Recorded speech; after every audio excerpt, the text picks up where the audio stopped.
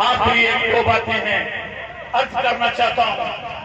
بھلا ایسا ممکن ہے کہ حضور پر، اب یہاں بھی میرے دوستوں کی رائے ہے، میں وہ عرض کر دیتا ہوں.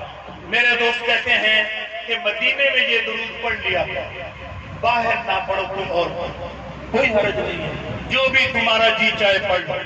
لیکن یہ کس روایت میں ہے کہ مدینے میں پڑھ لو، مدینے سے باہر نہ پڑھو؟ کیا تم مدینے کے باہر یا نہیں کہہ رہے؟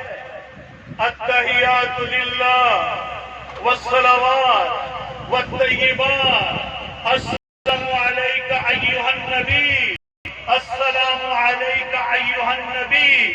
پوری کوئی بھی گرامر جاننے والا، تھوڑی بہت بھی گرامر جاننے والا مجھے بتائے اس کا کیا معنی ہے. السلام علیک ایھا النبی، اس کا معنی ہے السلام علیک یا نبی اللہ. حیرت ہے، جب نماز میں پڑھ سکتے ہیں تو نماز کے بعد،